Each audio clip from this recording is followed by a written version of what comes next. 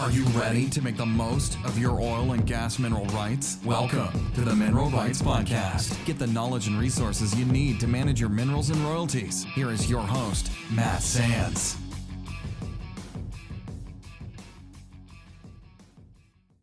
Welcome to the Mineral Rights Podcast. I'm your host, Matt Sands, and I'm here to help you make the most of your mineral rights and royalties. And with me, as always, is Justin Williams. Hey, Justin. Hey, Matt. Thanks for having me. Thanks for coming on the show. And this week, we're going to talk about mineral rights news for January 2020. It sure feels weird saying 2020, Justin. I don't know about you, but I remember when year 2000, the whole Y2K thing, and that was a big change, but we're in the next decade here. I know it's crazy to think about, and it's still to be determined how long I'm going to be writing 2019. Yeah, I was just caught myself doing that today. But what do you say we just jump into the stories for this month? Why don't you go ahead and read the first one? Yeah, let's do it. So the first story we have is about Wyoming, and they're trying to pass rules to help regulate the number of applications they're receiving. And this is something that they passed a new rule December 20th that took effect. And really, they're trying to put some control in the drilling permit applications that have been coming in, and also the protests that go along with those. One of the key things for mineral right owners that they're trying to do and have done to some degree is limiting operators going out and being able to permit areas and hold them for a potential for future. They're really trying to tighten that window and make sure that if permits are being approved, the companies are getting in there and drilling, which is great for mineral right owners. So if you have minerals in Wyoming, go ahead and take a look at the Oil and Gas Commission there and see what's going on and if the activity is picking up for you. Yeah, definitely check out the Wyoming Oil and Gas Commission website to find out more about that new ruling. And like Justin mentioned, I think it's a good step in the right direction for those of us that own minerals in the state, because it'll hopefully force operators to actually drill wells sooner. So if you see a permit that is approved, that there is actually an intent to go and drill a well before that permit expires. And there's very specific scenarios that it outlines around, if operator A is the first to permit wells, and then operator B permits wells, and sort of who gets priority under different scenarios. So if you are questioning, a particular operator and who's actually going to end up on top, this rule goes into effect. And, when they go to renew a permit, who actually has first priority, that the Wyoming Oil and Gas Commission has a presentation on their website that outlines what that'll look like. And so that's something that is a step in the right direction for mineral owners in Wyoming. Agreed. And we've talked about this and seen this many times. It's kind of a strategy change for the oil and gas companies, since that they do have the tendency to go out and try to permit lots of areas in the hope that they will drill a well. And a lot of times it doesn't end up that way in other states. So hopefully we'll see other states follow along as well. I agree. All right. Well, the next story comes out of Canada, actually, and it is titled "A Huge Opportunity. Alberta oil fields could give rise to lithium industry fueled by electric cars." Calgary-based E3 Metals wouldn't exist if it weren't for the work of Elon Musk. The natural resources company, which was founded in 2016, has developed a patented ion exchange extraction technology that produces purified lithium concentrate from the light metal that occurs naturally within the province's oil field brines. The company's goals is to produce battery-grade lithium hydroxide that can be used in the manufacturing of lithium-ion batteries, the same type of batteries that power the electric cars made by Musk's company Tesla Incorporated. It wasn't because of Tesla, but it was because of what Tesla did, E3's president and CEO Chris Dornbos said on the inspiration for his company's technology. They took a concept, which was an electric vehicle, and turned it into something that could be a mainstream vehicle, and therein lies an opportunity. It's long been known that Alberta's historic oil and gas producing Leduc Reservoir is rich in lithium deposits, but the exponential growth in worldwide demand for the light metal is a recent phenomenon.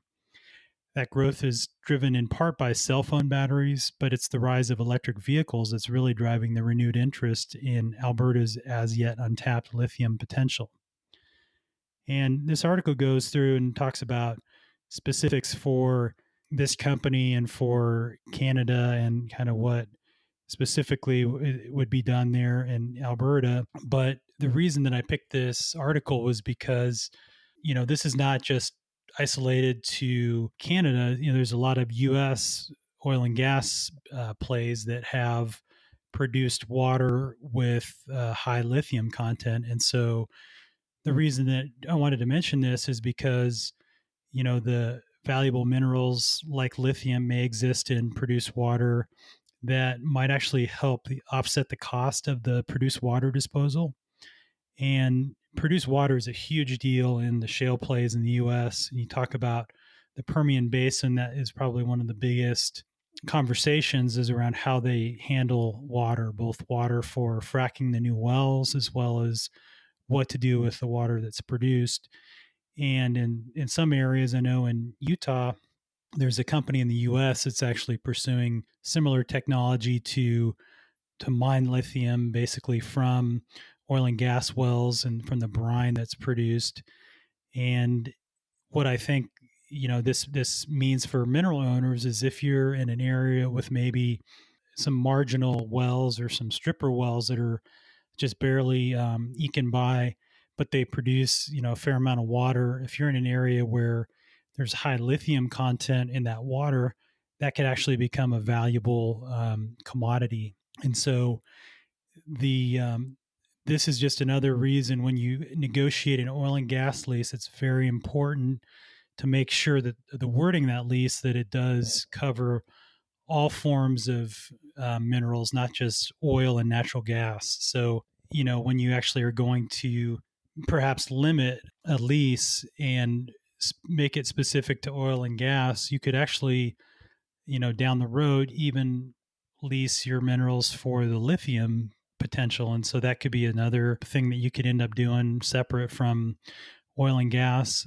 So that's something to keep in mind. So in terms of whether or not you want to just lump it in with all the minerals that are out there in that oil and gas lease, or actually reserve lithium and exclude it just as a potential for getting the ability to lease those minerals again to cover the lithium that's going to be extracted. So potential another source of income or another source of royalties for mineral owners.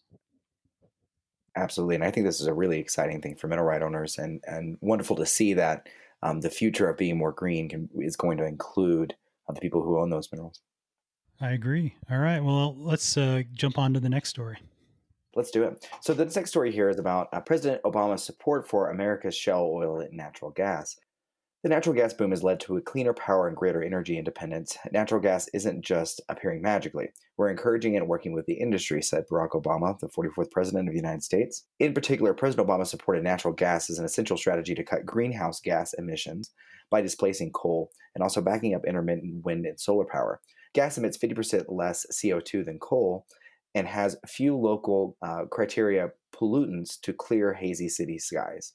President Obama was right, and the International Energy Agency has specifically credited the U.S. shale as the primary reason why we have been cutting CO2 faster than any other nation in energy history.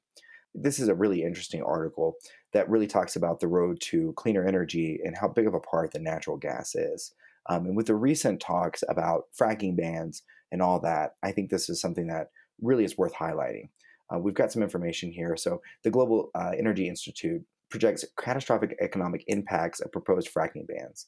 Some of the numbers that they have, their analysis shows that if the ban were imposed by 2021, by 2025, it would eliminate 19 million jobs and reduce U.S. gross domestic product by 7.1 trillion.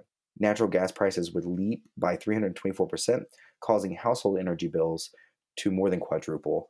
By 2025, motorists would pay twice as much at the pump for gasoline, as in oil prices would spike to around $130 a barrel. Last but not least, a cost of living impacts to residential consumers in Wisconsin, Michigan, would grow by approximately 4,700 and 5,100 respectively between 2021 and 2025. They go on to say that a fracking ban would devastate the economies of major oil and gas producing states such as New Mexico, Texas, Ohio, Colorado, and Pennsylvania.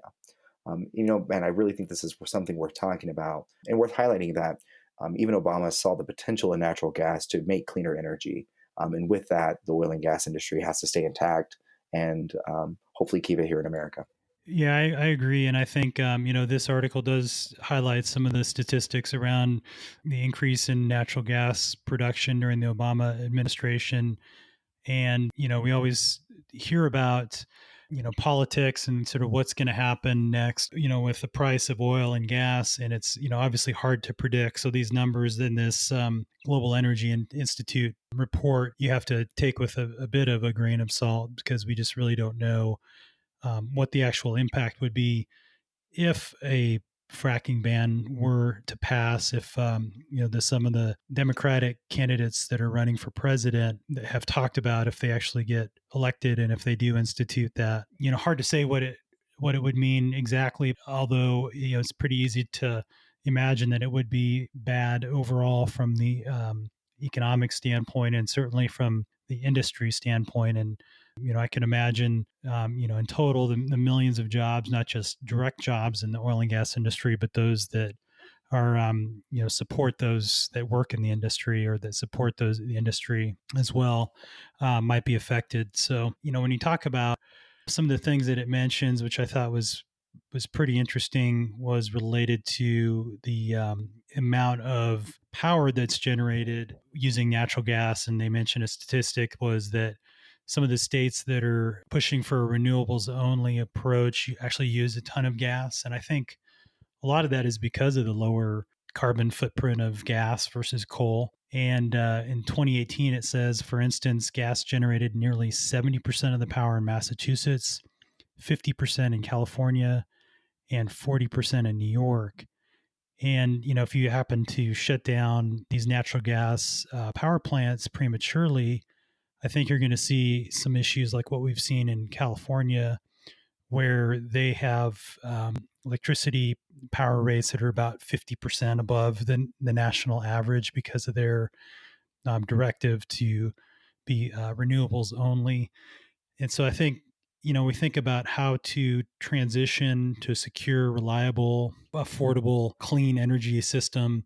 The gas has got to play a part in that. And I think if you're a mineral owner in a play that features a lot of natural gas, I think prices are obviously not very high right now, around $2.50 per MCF. And so that's just another reason to me, though, that from a power generation standpoint and from a demand standpoint, that it makes sense to leverage the natural gas that we produce here in the US to try to transition to a cleaner energy future. And I think it can play a big part. So, just something to think about as we get into the election season coming up, or in 2020. It's something we're going to hear about for the next 11 months, unfortunately. But, as we're listening to these candidates talk about what they're going to do, I think it's important to think about the impacts. And so this particular article talks about what that could mean if that fracking ban were to pass. So something to stay educated and stay on top of, and hear what the candidates are going to say.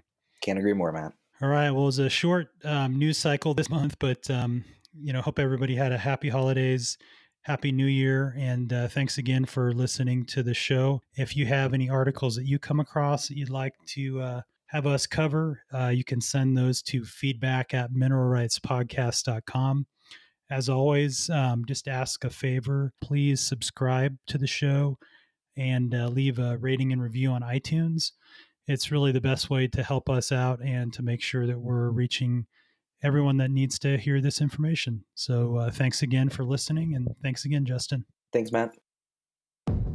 Thanks so much for listening to the Mineral Rights Podcast with your host, Matt Sands. Don't forget to subscribe and share at mineralrightspodcast.com. The Mineral Rights Podcast should not be construed as investment, legal, or tax advice. All information is believed to be from reliable sources. However, we make no representation as to its completeness or accuracy.